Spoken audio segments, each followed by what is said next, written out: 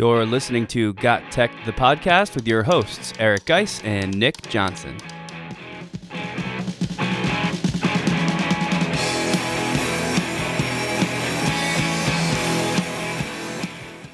Welcome back to GotTechED the Podcast. This is episode 142 called 5 Tips for Maintaining High Expectations in Your Classroom. In this episode, we'll share 5 tips that will get you thinking about high expectations and the best ways to keep them elevated in a sustainable way. This is another episode you don't want to miss. Check it out.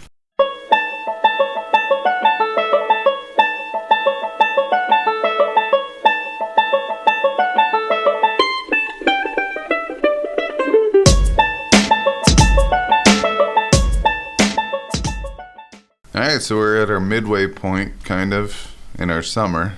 Not really midway. Beginning of the midway. Yeah, we're getting there. Quarter of the 1 quarter. There you go. There it is. So, in this episode, we have a lot going on here, but we're going to kind of just talk about it and have this be one of these discussions that we sit back, we really deep dive into a certain aspect of education and then provide suggestions along the way. But before we do that, we're on summer break. Nothing could be better than that, right? I'm just hanging out with my 3 kids. You have your kid, just hanging out, relaxing. We started swimming lessons. Yeah, I mean, I'm doing, I don't know if this is a new thing, but swim teachers come to people's houses apparently, so I'm doing my swimming lessons at your house, as you know, which is a cool thing to do. But summer's the best for that exact reason. And I know we always like to take the first few weeks as a bit of a hiatus of technology. So that is certainly the approach that I have taken here. Although I gotta say, man, we need to start thinking about this. Some of these upcoming trainings, because as much as I hate to say it, we have to get back to planning some stuff out, right? Yeah, I mean, I actually love the summer trainings, because usually it takes me 2 to 3 weeks of kind of detaching myself from electronics before I'm itching to get back at it. There's a lot that happens in education. There's a lot that during the summer I just want to try out, and we've kind of went over that on previous episodes, but here we are, and we know that we have some Canva training that we have to do and want to do with our secretaries and admin, because we've worked a lot with teachers this past year. Now we got to get into training some of our other staff, and there's no better time to do that than in the summer when they don't have other teachers asking them questions. There's no kids getting sick or spills in the hallway or discipline issues or anything like that. So I'm very excited for this Canva training, just so we could show them some of the cool things that Canva does. Yeah, I mean, I should have clarified. I like these summer trainings too. It's going to be a good one because, I'll go a little bit deeper here. If any of you listening are tech coaches, or maybe even just the teachers who are known as tech capable teachers, you might have had this experience where people come to you to ask for help with things, but you can sort of tell they feel bad about it. They know how busy you are. They don't want to bother you, but also they feel like they have no other choice than to come to you and say, hey, can you design a poster for my classroom that says blank? Or, hey, could you make a flyer for my, whatever club, for my volleyball intramural club that says blank? And it's sort of this weird thing where I think people legit feel guilty because it's their project, it's their thing. They feel like they don't know how to make the flyer or the program or the whatever it is.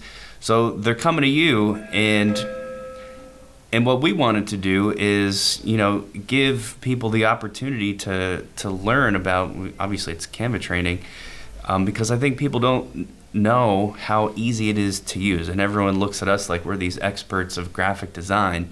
We are certainly not. We just got into Canva and played around. So that was where this all came from, was we wanted to kind of show people, like, here it is, everybody. Here's all you have to do, and let's walk through some samples together. We'll still help people out, but this might help break some of that ground a bit. Yeah, I like to call myself an artistic slob that's using Canva that day. Because I am terrible at the arts, like the fine things. But I will tell you, with Canva, I am passable, and that's what I tell them. You don't have to have a creative eye. Maybe you do, maybe you don't. I'm very creative. I'm just not artistic. So if you can go in and find a template and get creative with that template, a lot of times it's just that starting point that you need. Staring at a blank screen, blank canvas is very intimidating, but just getting in with a template and then changing it to make sense for your creativeness is really what we're trying to do there. So very happy to start these Canva trainings. We also have first and second year teacher trainings. Those are also very fun because we get to meet people around the district. But with all these trainings, we get to kind of do it backwards. We get to show them first what Canva is capable of, and then we get to show them how to do it, or tell them how to do it, or display how to do it. And then we get to have them practice while we help them out finding the different functionalities and tools found within Canva. So it's a great way to come full circle in reverse. This podcast is a proud member of the Teach Better Podcast Network. Better today, better tomorrow, and the podcast to get you there. You can find out more at teachbetter.com/podcasts. Now let's get back to the episode. Let's kick into sort of what this episode's about, I think, which is high classroom expectations. And this is, I'll jump back a little bit and say that at the end of the school year, when everyone's kind of in that reflective mode, right? You're thinking about how things went and how you want things to go for next year. I was around a lot of conversations teachers were having about how to bring classroom expectations back to the way they were before COVID. And before you get your feathers up, sort of wondering what that even means, I can provide a little more detail. At least in our school, things like due dates and having assignments, either not be accepted late, or having students finish things in a punctual way, or make up tests within a certain amount of time. A lot of that stuff became very lax during the COVID years. And now that we're past that and sort of trying to renormalize, a lot of teachers feel like that we need to get back to having some of those expectations. Now, regardless of how you feel about that or not, you might like things to stay a little bit more relaxed and kids can take their time with stuff. You may also feel like you want to bring some of those things back. I'm just saying, I was around a lot of that talk. Some of this also went into like grade inflation and how everyone's getting A's, and kids who have a B feel like they're not doing well in the class, and how to adjust some of those things. So while all of these conversations are happening and I'm kind of listening in, one night I happened across an Instagram post that sort of connected to all this, and I'll give credit. This was from an account that I follow called @TeacherGoals, it's a fun account on Instagram if anyone wants to check it out. But this post had to do with that exact thing, which is high expectations for your students, what they are, and how to keep them, how to maintain them. So I'm going to start off because I saw this post. I'm just going to tell you about it, and you can let me know what you think before we get into our tips. But they start off by saying what high expectations should not be in your classroom, which I thought was interesting. They list 3 things. Number 1, no mistakes. So they're saying it should not be a high expectation that kids do not make mistakes. Number 2, no second chances. It should not be a high expectations that kids do not get a second chance. In other words, they should be allowed to have second chances, and that is not lowering expectations. And then the last one is moving fast. So a high expectation shouldn't be that everybody finishes Unit 2 in a week or so forth. Then they listed 4 things that high expectations should be, like doing challenging things, doing it until you get it right, working hard, and asking for help. And then I added a 5th one here that I think you would probably agree with, and that is must show growth. Because if I was thinking about high expectations, for me, that's going to be a huge part of it, is that I don't really care so much where you're at, but I definitely want to see that you are further than where you were at the beginning. And that's going to depend a lot on the type of course you teach, how in depth you can take that. But that was the official list plus the one from us. What's your take on all this? Yeah, I mean, there's a lot to unpack here, and we're going to do that throughout this episode. But I just want to take a look at the should not be. So things that should not happen in your classroom in order to exceed high classroom expectations. And the 3-word, no mistakes, no second chances, and moving fast. I mean, this is really unfortunate thinking, but for me, the mistakes are really where the learning moments occur. I just feel like when students make mistakes and you find these mistakes or these misconceptions are there, it affords teachers the opportunity to really take a deep dive into that misconception, which will overall allow students to get a deeper understanding of the topic and make connections that they weren't able to make when they had those misconceptions. So I definitely understand that one. No second chances makes 0 sense to me. And I will tell you this, when our job is to get students ready for the real world, for jobs, and a lot of times when you're in business or marketing or whatever it may be, you go into a think tank and you give this rough draft presentation of what you're thinking, and then people pick it apart. Well, that's your first chance. And then you go back, you fix things up, and a week later, you have like the second version of that. And people give you critiques and suggestions, and you go back and you fix it. And it's like that until you nail down a product that is what you think is the best foot forward. So no second chances. I agree with that only if that means you get to come back for a third, a fourth, and a fifth. Yeah. So I really don't agree just like one and done. I mean, a lot of our formative assessments, you could count that as a first chance before you get to a summative assessment. You could count homework as a chance. Like, there's several chances for you to learn the material. But I know in our class, because it is a creative class, we give them the initial grade, and then if they want to hand it back in, they can hand it back in for some more points. And if they still want to hand it back in after that, go ahead. Until there's a cutoff, and that's because we have to have grades in for that quarter.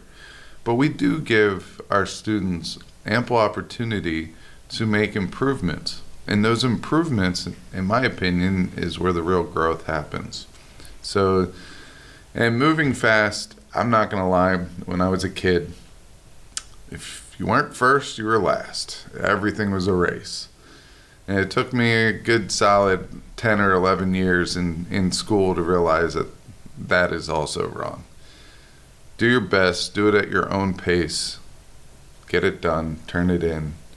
As long as you put your best foot forward and you prepared yourself in a way, whatever grade that you earned, you should accept. I just feel like if you actually took the time to prepare, that's kind of where we're at.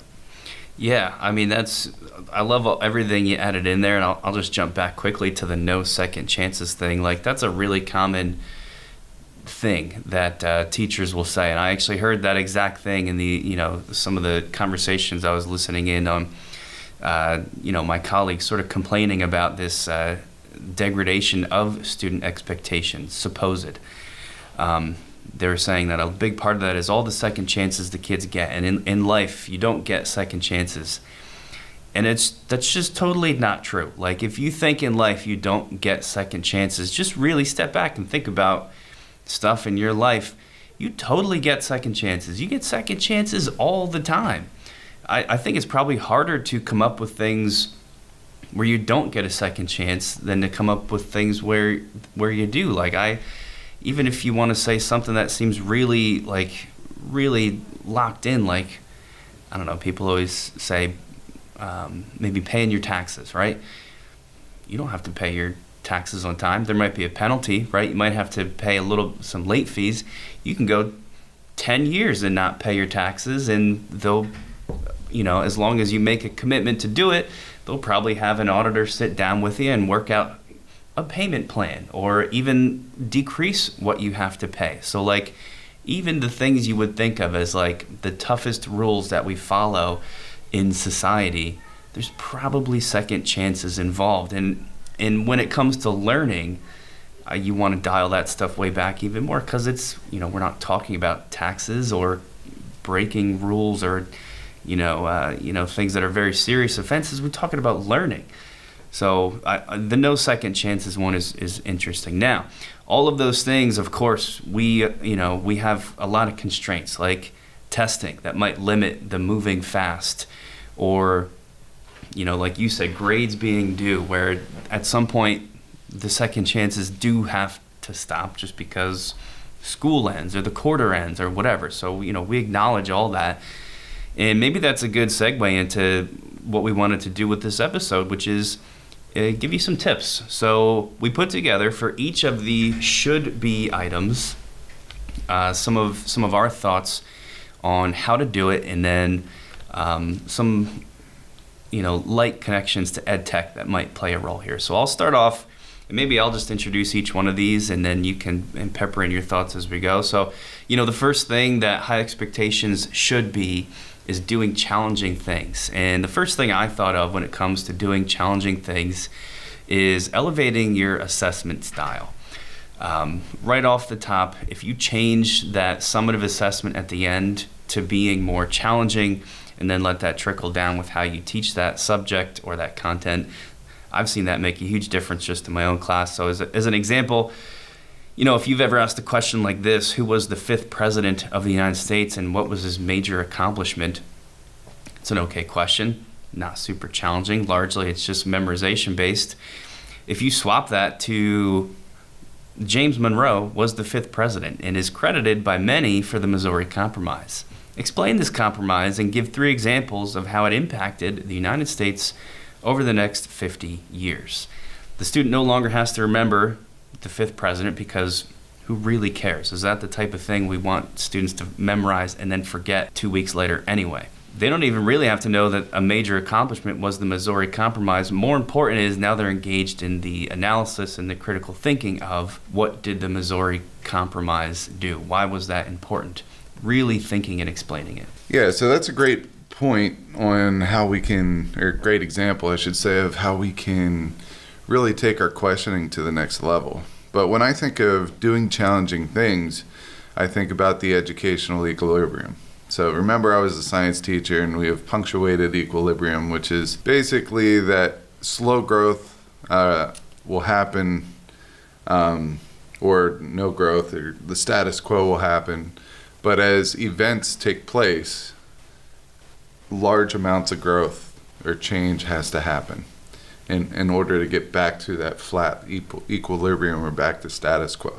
All right, so for me, what that means in education, this educational equilibrium is, so students are comfortable, their learning is very minimalized. Whether it's no learning is going on or it basically just means that they're not being challenged. So if you think of a graph, it's just a flat line, horizontal flat line. But then when we throw something new that they don't know at them, they have to very quickly dive deep into that content, which is going to cause this spike in the horizontal line, this vertical spike. And that just means that they're uncomfortable because they don't know the answer. So what they have to do is fight their way back to equilibrium. And that fight back to equilibrium is where growth happens. That's where the learning happens. So doing challenging things is a great thing because that's where we're going to see the most growth, because that means that they have something to learn there. And I really think that this is very beneficial and should be included in your high expectations for your classroom. Because if you do not challenge your students, if you do not have a process in which you challenge your students, I feel like you're falling behind the 8 ball there. And I think that's just a good way of building rapport with your kids, helping them get back to that status quo, that fight back. And guess what? Maybe the first assignment that you do, it's not as challenging, but it is still challenging. And then the second one, we get even a little bit more challenging. And by the third one, they should know the process. So maybe we throw them another curveball. Maybe there's an added expectation there. Maybe there's a piece of ed tech that you introduce there that makes them uncomfortable. And then they're going to fight their way back. But the thing is we always have to be there to help them that last little measure. And that's basically what how our questioning skills come into play. And by questioning them, we're giving them lifelines. We're giving them that safety blanket. We're giving them, if they're on a balance beam, we're giving them that long pole to use as a balance, like those high wire types. So we have to be there as teachers to help them back after we challenge them to a certain point. Yeah, and there's all kinds of research out there about how important it is to make students uncomfortable, which could just be asking them to do challenging things. And I think every teacher who's ever tried to challenge their class is always surprised at how those students step up. Even if you thought they couldn't do it, they can probably do it as long as you provide the supports in there. I don't want to get too far into this, but like challenging rubrics is something we've talked about a lot on this show. If you're putting a rubric together to help grade things, just make sure your kids can't use that as a checklist where if they do ABC, they get 100%. You want to make sure that 100% really is challenging to achieve, so that you get quality stuff. For rubrics, make sure that your checklist is the C. So if you have if you have your categories 1 through 5, for example, 5 being an A, 3 being a C, 1 being an F, or try again in my case. Right. The 3 is your checklist. Okay, that's the status quo. That's mainline. That's everything that they need in their project to be considered there. Now the challenge is the B and the A. So that's where we need to challenge our kids to do more and show more, and be more creative and take it the extra step. Right. Yeah, that was important to share. The other thing with this and with each of these is, how does ed tech fit in? And you'll see this come up a couple times. ChatGPT. If you love it, if you hate it, if you've only used it a little bit, one thing that I've found that it's really good for is this exact thing, because it's challenging to come up with more challenging questions. The example I gave of James Monroe as the 5th president. If you are struggling to turn a simple recall question into something more challenging, type that into ChatGPT and ask it to do it for you. Like I said, this will come up at least one other time in this episode where you can help your own brain out with some of these more challenging extensions. And I think, I've always been surprised with how good some of the rewrites are. So you can literally put in a question that you have asked your students, and as your ChatGPT prompt, ask it to make it more challenging. You can get specific with that. Turn it into a short answer question that requires research. Literally, sky's the limit, and I think that's going to at least help you get started. Yeah, and the other thing that you could do is you can make 27 variations of these questions in a little bit of time using ChatGPT. So you have one on Monroe there. Tell them to make questions like this for every president. Just assign it. Or, as long as that fits the scope of your assessment. But for math, a squared plus b squared equals c squared.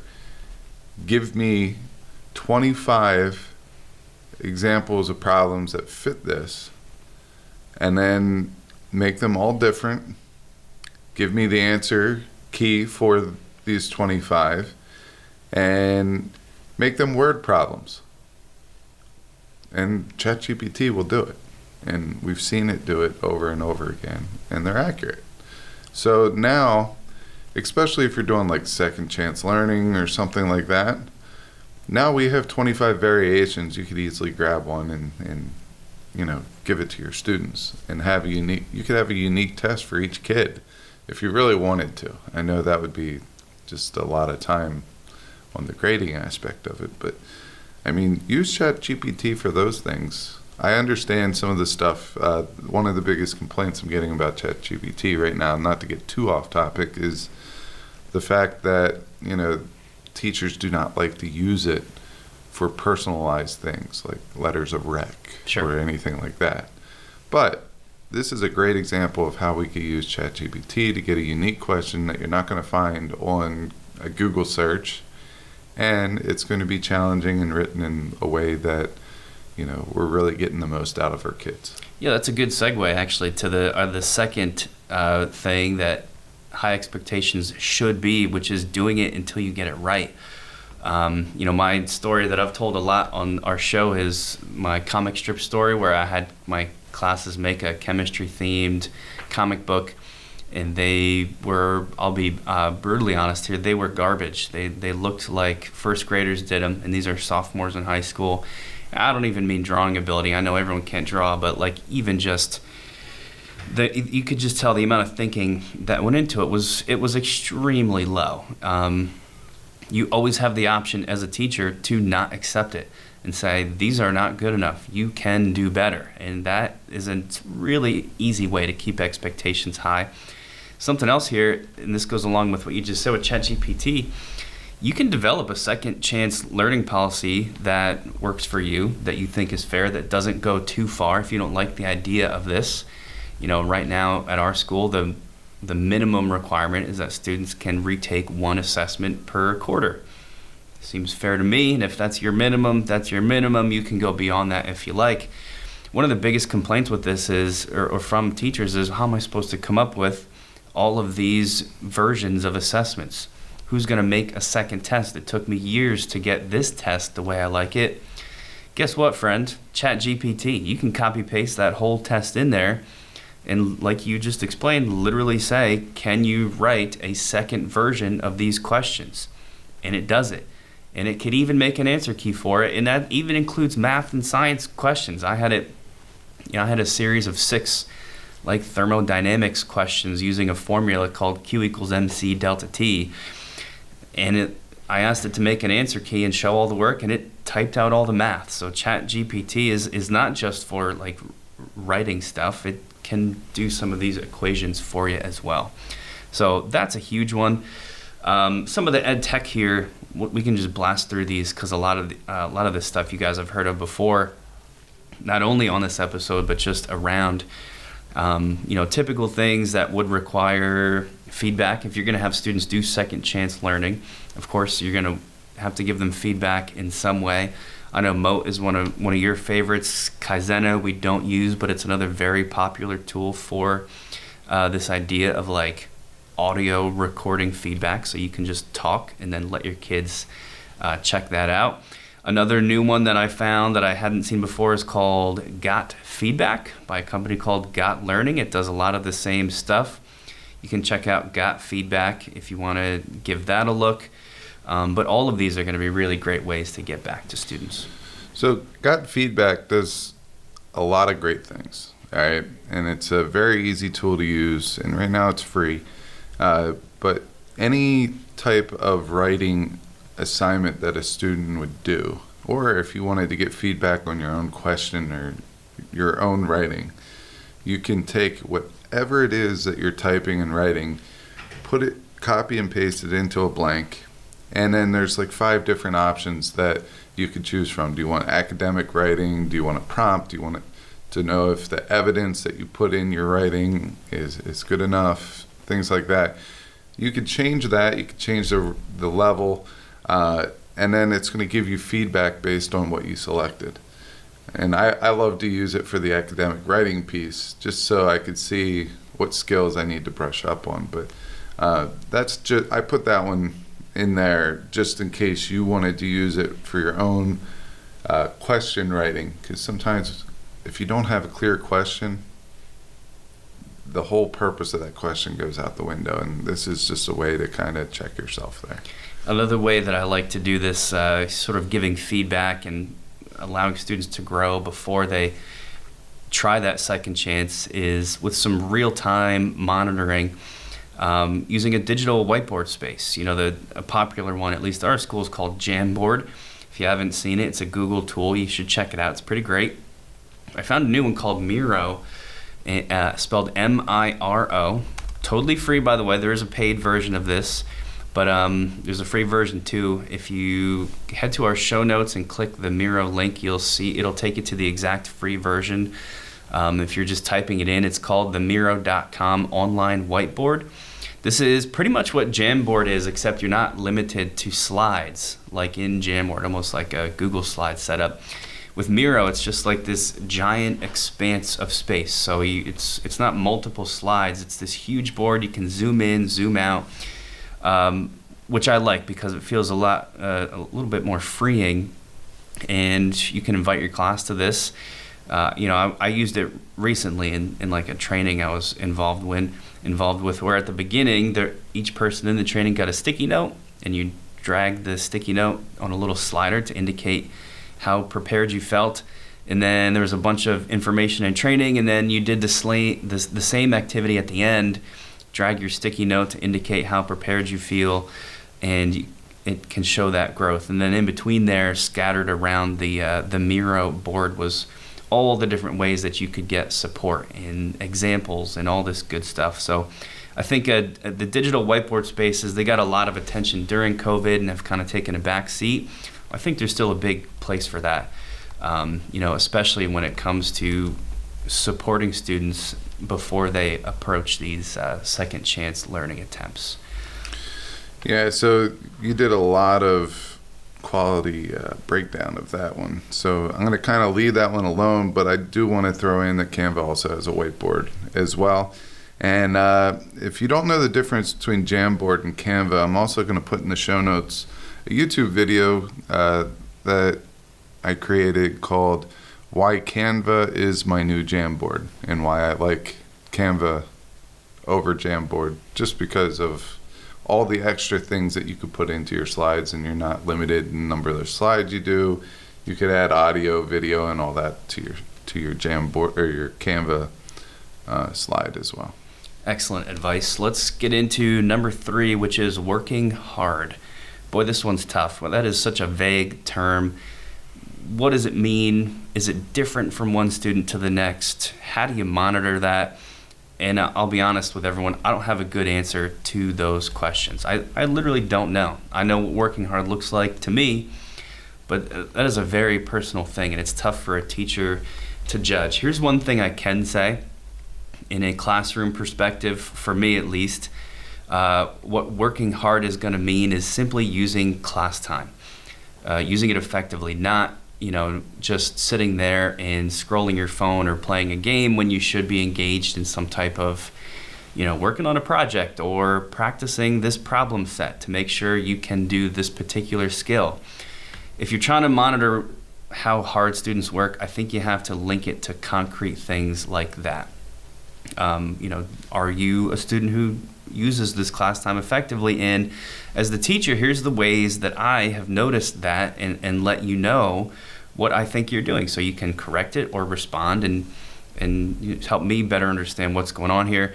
I think a good way to do that is the classic idea of gamification, where you're not really punishing students who aren't using class time effectively, showing you they're not working hard, but instead they know that they get benefits if they are using class time effectively. And I think that positive approach, the positive behavior support there, I bet you're going to end up pulling in a lot more students to use class time effectively because they know they're going to get some good stuff out of it. I've seen teachers who try to do this by just like yelling at their class every day, and that can go downhill really quick and probably doesn't work.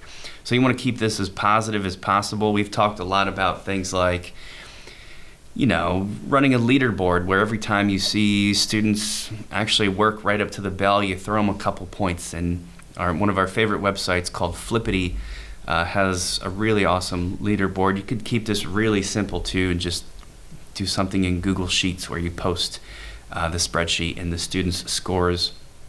This is perfect for things like digital stickers and digital badges. Canva's great there. The Noun project I've talked about. Our most recent episode had another option. I'm going to give you another new option if you're trying to build in some like badging system. It's called freeimages.com. They have a whole page of icons here. The point is, there's a lot of ways to do this. Yeah, I'm just going to hop in and also say that you can take a current hot show on TV and you can gamify it, like Survivor. You could take The Amazing Race. You could take Wheel of Fortune. I've seen people do that. All these games you can kind of build into your classroom to encourage hard work and to. So, for example, for Survivor, if everyone in their group completed a certain task on time and it was done quality, you give them 3 chances to get fire.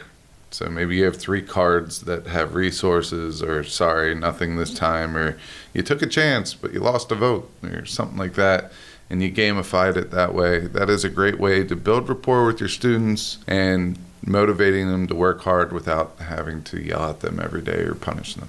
Next up, we have asking for help. That is a really important step, of course, and one that I think it goes undone a lot of times, either because students are afraid or not sure. They may not even want to bother you, but that is a huge part of keeping expectations high.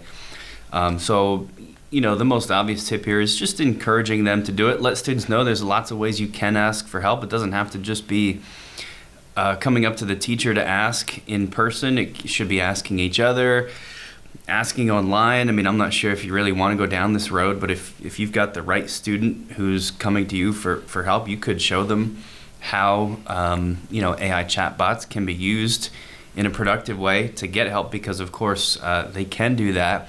One really cool piece of ed tech we wanted to feature here was something called Conmigo.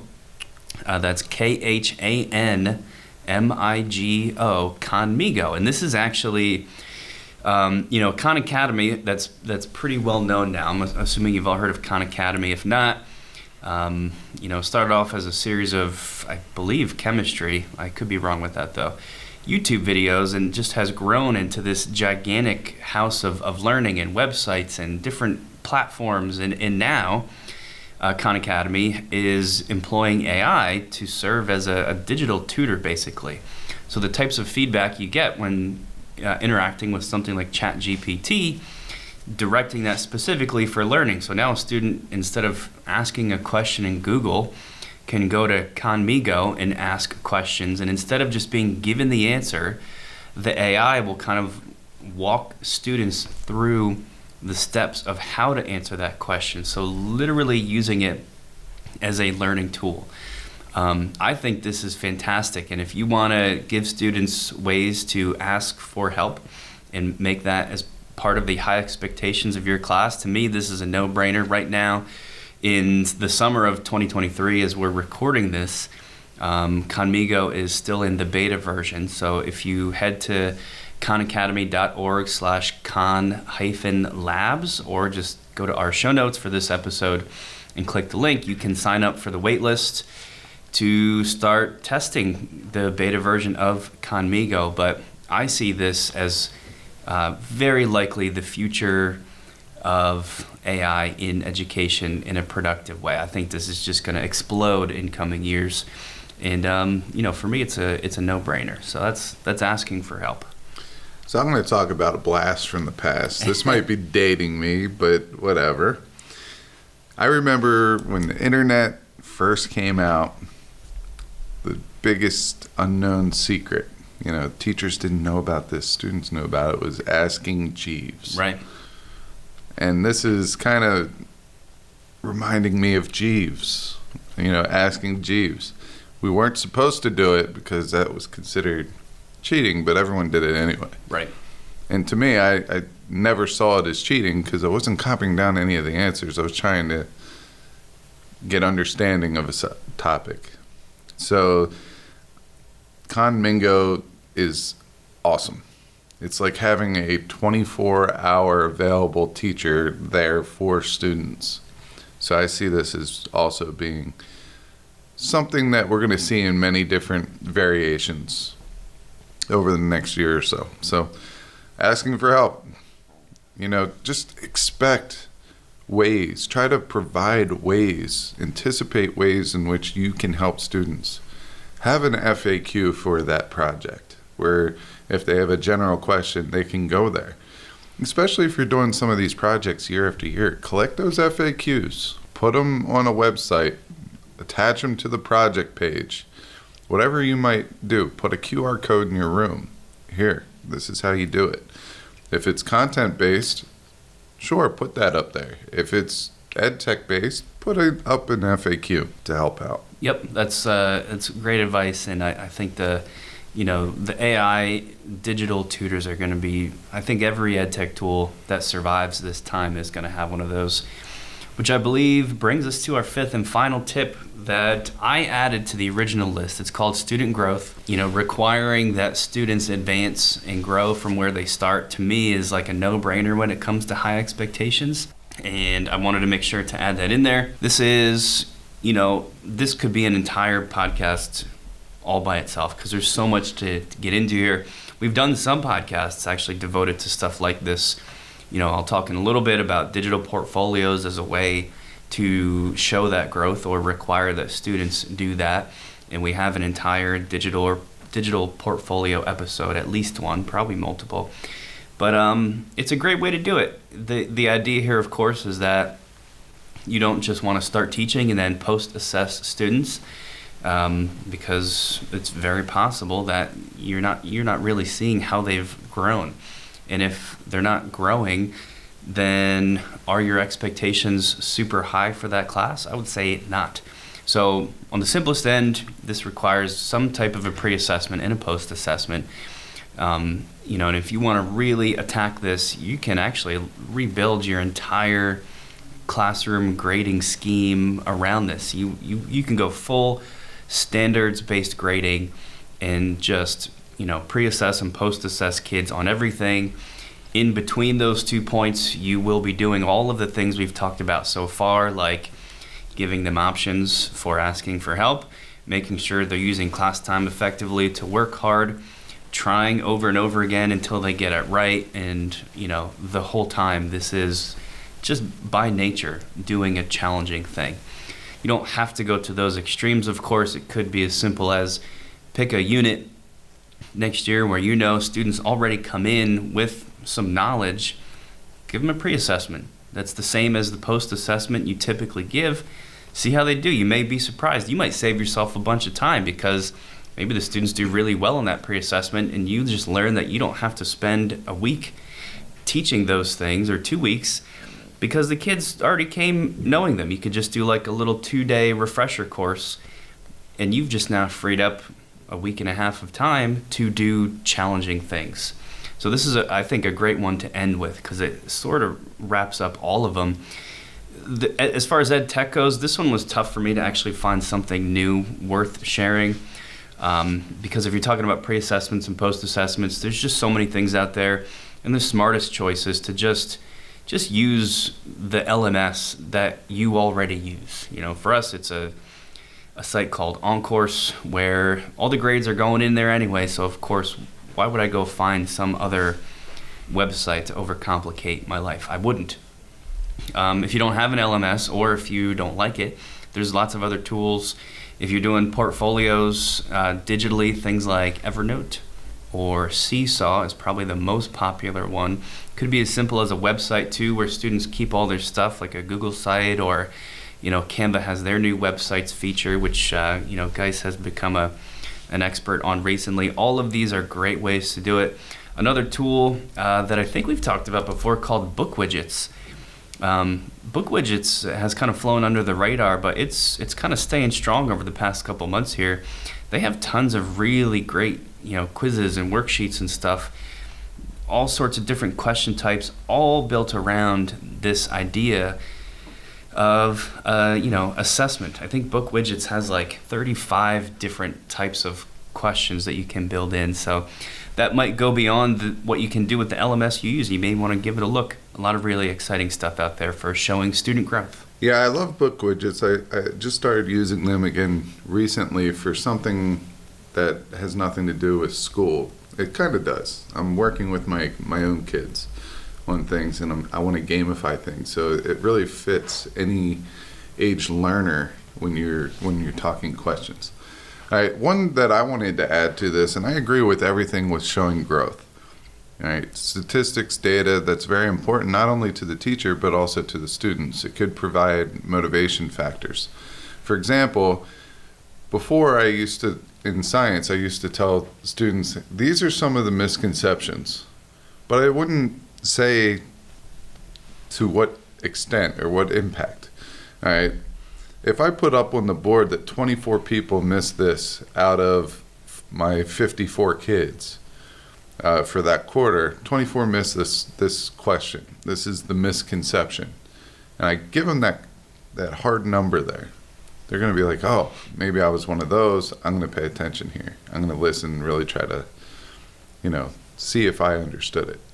Whereas if you just say a broad blanket statement that several people missed this, that concrete number does help. All right, I have seen an impact there.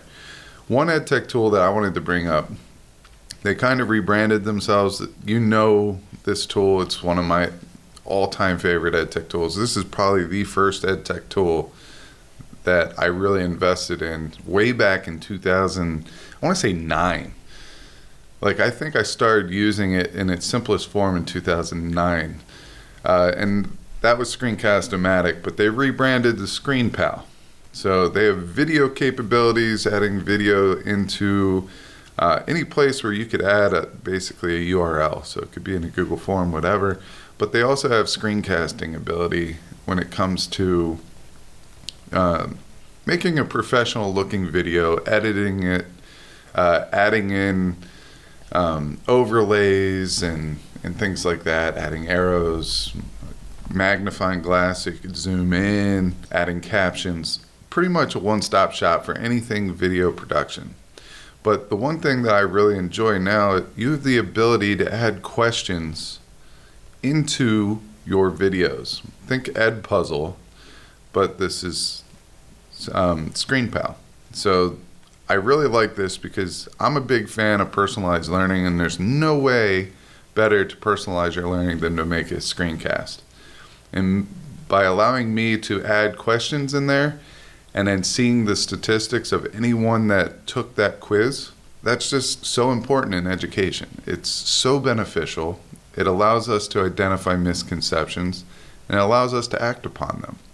So there are a lot of cool features that ScreenPal has when adding questions, like you can prevent students from fast forwarding. So that's a big one for anyone that just likes to say that they're done. But it makes them go through the questions. It gives you that real data. Big fan of Screencast-O-Matic, which means I'm a big fan of ScreenPal since that is the new brand. I like the rebranding. Good ed tech tool. Yeah, Screencast-O-Matic as a name, it does sound kind of outdated, so a smart choice there. And it's also one of my all-time favorite tools. I'm still paying for it out of pocket. It's actually the only one right now I pay for out of pocket because I love it that much.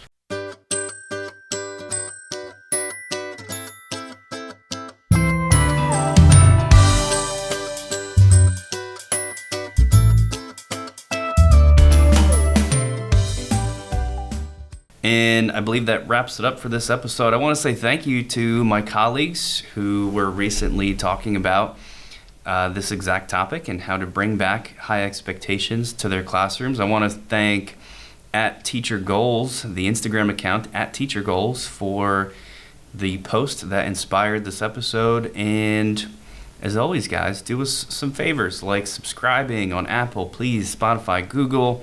Find us on YouTube. If you look up GotTech the Podcast, you'll see our channel there. Twitter accounts as well, Facebook. If you really want to help out, write us a review. You can check out our website, GotTechED.com, or you can check out the Teach Better Podcast Network that we are a part of, along with lots of other really awesome podcasts. Thanks a lot for listening.